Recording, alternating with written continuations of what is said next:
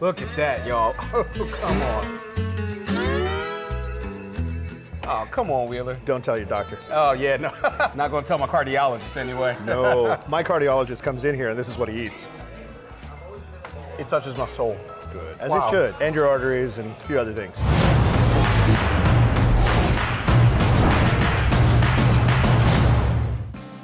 What's up, everybody, and welcome to another fun episode of America's Best Restaurants. Today, we are in downtown Yuma, Arizona, as we're getting ready to go inside Hill Brewing Company, and we're getting ready to try some delicious brews and some amazing food. So let's go inside, have some fun, and get to the eating.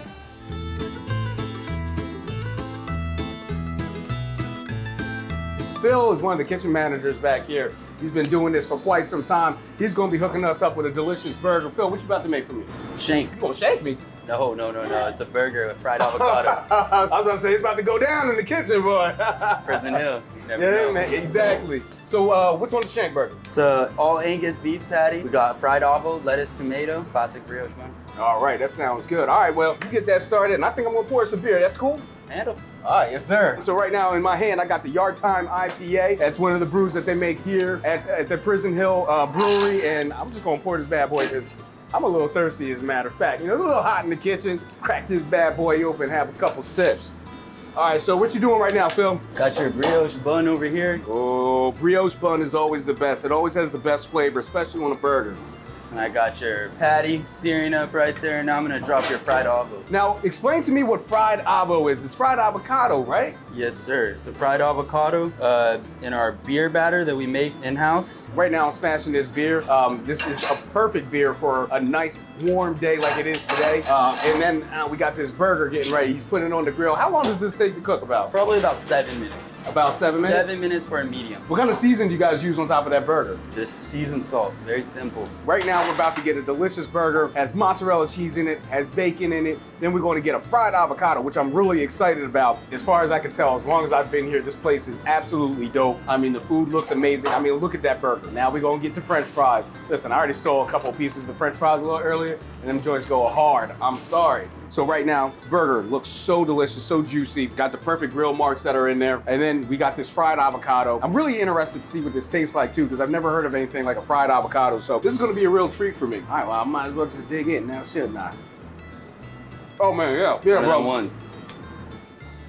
That's fire right there. You get the creamy coming from the avocado and the delicious taste of the beer batter. That's fire right there. Perfect quality on the burger meat. I mean, crazy flavor.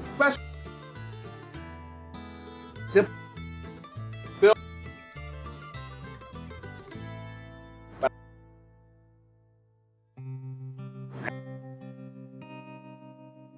I am now joined by the owner and brewmaster of Prison Hill Brewery. Ladies and gentlemen, we got Chris Wheeler, more affectionately known as Wheeler. Man, I gotta tell you, man, I've been having a great time here today. Like, it's not like I've been working. I've been just hanging out, chopping it up with you, chopping it up with your staff, Sweet. Drinking some delicious beers, eating food, man. It's been a great time. Yeah, it's rough being here, isn't it? Yeah. I mean, listen, first off, downtown Yuma is really a cool place. You know what I'm saying? And then you walk into Prison Hill and it's just like, wow, whole nother level of just like awesomeness. Yeah, you know, we've worked pretty hard to make it what it is. Before we jump into the interview, man, I got a couple of beers here I'm gonna taste out.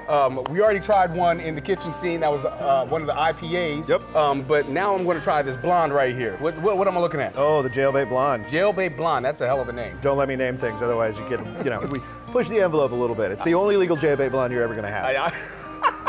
By far our most popular beer, man. Yeah, no, that's that has great, rich flavor, but so light. You know what I'm saying? It's a lawnmower beer. Exactly. Yeah, exactly. You know, you ride the lawnmower, you mow the yard, you just chill on your front patio. You can have 17 of them, maybe. Yeah.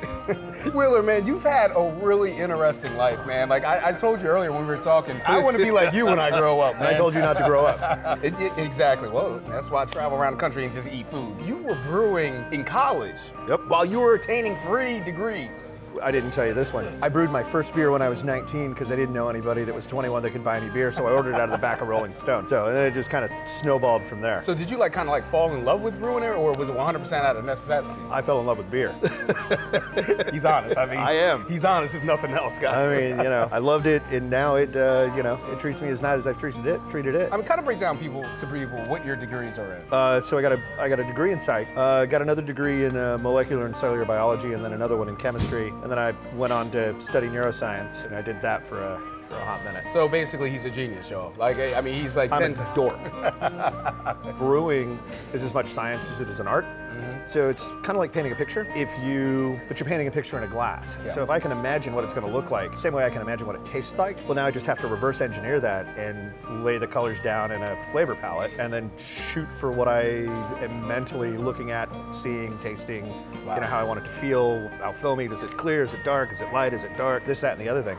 It's fantastic, and you know, you get it right. Maybe it's an iteration or two, but you know what you're going for. You know, it's crazy because, I mean, that's a very scientific way of looking at it, reverse engineering what kind of palate that you want to come off of the beer, and then, okay, what notes do I need to get in order to hit that point? And then you just kind of go work backwards from there until you get to the beginning, like, okay, now I know my starting point. Once you get to the starting point, boom, you're ready to go. 100%. I love that. Nailed it. How'd the process go from your career in the medical field to having Prison Hill Brewery?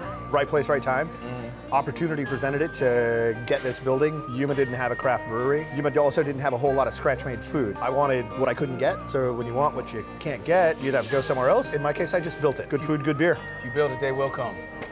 Knock on wood, hopefully still works. So Prison Hill Brewing Company, where is the meaning behind Prison Hill? Why is everything like prison associated? Because like you look at the tables, it's like a prison table at lunch. You know what I'm saying? Some of the plates look like, you know, plates that you would get in prison. A lot of metal plates. Yeah, a lot of metal plates. You know, on the menu, you know, you have a prisoner that's on the cover of the menu. Like there's so many things that are prison related. Tell me where the inspiration comes from. So Yuma Territorial Prison is now it's a National Heritage Area. So it's a state historic park. Iconic in Yuma. If you grew up in Yuma, everybody knows where Prison Hill is. It's also not a regionalizing name. So I mean, it could be Prison Hill, Kansas or Prison Hill, Colorado. But in Yuma, Prison Hill means something. It's a destination.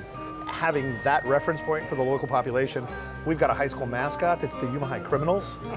I didn't graduate from there. My girlfriend did, my mom did. So, you know, tying into that for the locals means something. And I wanted to honor that. I also had a great grandfather that may have been a resident for a few years. Is that who's on the menu? That's, yeah, it's my mom's grandfather. Okay. So yeah, he did a 3-year stint, and I can't even imagine how miserable that was. Yeah. There's a lot of sort of prison-related history here in Yuma. Tying into that for the locals means something. I know you got some stuff planned for the future. So remember that part that I said where I'm like, you know, if I don't have it and I got to go out of town to get it? Same concept. Yuma doesn't have a wine and craft cocktail focused bar. We don't have anything, at least of appreciable scale. I'm building a wine and cocktail bar, putting in a full restaurant, and that one's called Alchemy. Then I'm opening up another tap room, the Copper State Tap Room, focusing really highly and exclusively on Arizona-based beers and Arizona spirits. We have over 100 craft breweries in Arizona now. That's a huge selection. I've got a bunch of Arizona distilleries, so we've got whiskey, gin, vodka, I mean, you name it. So craft cocktails that are all Arizona homegrown, and we've got a good selection of Arizona wine, so it'll have a limited selection of Arizona wine just around the corner from the brewery, so my stomping ground, helping to bring downtown back to life. Someone like yourself, I know you're gonna get it done, and I know you're gonna do it right, man. Hope so. Yes, sir. So now I want to try some of this food. What am I looking at right here? What is this? You're looking at the poutine. Oh, So poutine with house-made pulled pork that we smoke out back. So gel-baked blonde beer-battered fries, house-smoked pork, house-made stout gravy with Arizona-based cheese curds. Woo, whoa, cheese curds. Oh, my mouth is watering. Let me get in there. You gotta get some cheese. Oh, man, look at that, y'all. Oh, come on, Wheeler. Don't tell your doctor. Oh, yeah, no. Not gonna tell my cardiologist anyway. No, my cardiologist comes in here and this is what he eats. It touches my soul. Good. As it should. And your arteries and a few other things. If you're a fan of savory foods, that is the way to go. That gravy is so flavorful and so rich. Then you add those fries to it. I love your french fries here. And then add the cheese curds. You got the fried cheese. Come on, dog. I know. Come on, man. And that's an appetizer. That's an app? Yeah, well, at least here it is. Oh, come on, man. I could eat this every day. I mean, probably wouldn't be the healthiest choice for me, but this is phenomenal, dude. That slaps hard, man. Now, what is this right here, what we're talking about? Those are fried avocado tacos. So those are vegetarian. Like, I mean, we do good salads, but I wanted something a little interesting. So we beer batter and deep fried avocado. What? Yep, solid. It's amazing. Consistency of like cream cheese, the really crispy exterior. And then we take and we make a jicama slaw on top of that. And so jicama slaw, it's got a little jalapeno in it, some jicama, some lime, some cilantro, some jalapenos in it. It gives a little bit of a bite. I've got a chipotle ranch dressing that we make in-house. Oh, I love fresh chipotle ranch. So yeah, so it's got a little smoke on top of it. Top of just a tiny little bit of chili powder. If you want some lime on it, gives you a little bit of citrus and spice. Done. Like, take a bite and tell me you don't like it. Oh man, okay, well, I'm about to dive in then. Cool. I could be a vegetarian for that. I was skeptical. Fair. But that is really good. Yeah. Especially if you love avocados, this is definitely a dish for you. Cool. But that is definitely flavorful. I love the jicama slaw on top of there. Little crunch. Great crunch. You know, definitely getting a little heat off that chipotle on there, man. Yeah, and then the nice creamy explosion that comes from the avocado. That is phenomenal, man. Like I said, especially if you're a big fan of avocado, that will go hard in the paint for you. Yeah, that was really good, man. But got these beans here. Tell me about these beans right here, Wheeler. You can't live in Yuma and not actually know how to make beans growing up. I feel you. So, might have some bacon fat in them. Solid chorizo. Definitely not vegetarian beans. No. Slow cooked. They're always made day ahead of time. You know, any Mexican mom is going to tell you, you don't eat beans the same day you make them. You make them, you let them sit. 24 hours later, everything is just magic. Nice. That's the way these goes. They got some red peppers in them. Yeah. A little bit of heat, not too much. There's that richness from the chorizo.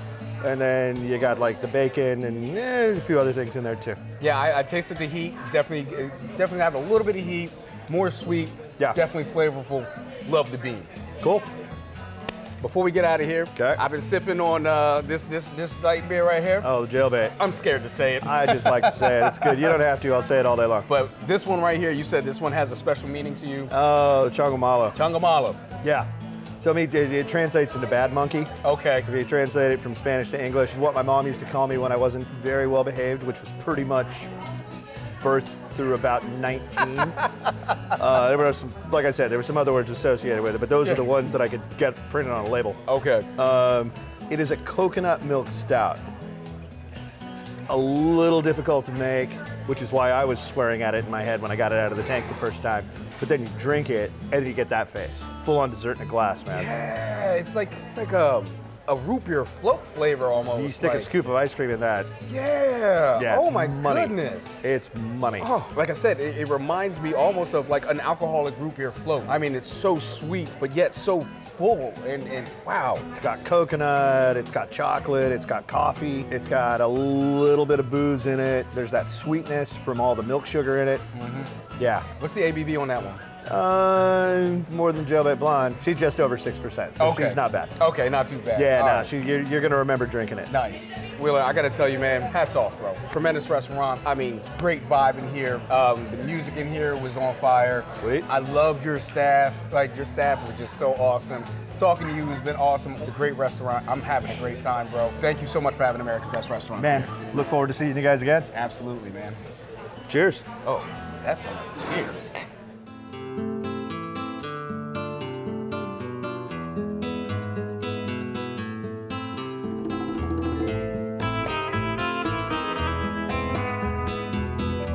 All right, guys, so we just had a great time here at Prison Hill Brewing Company. And look, the beer was flowing, was so tasty.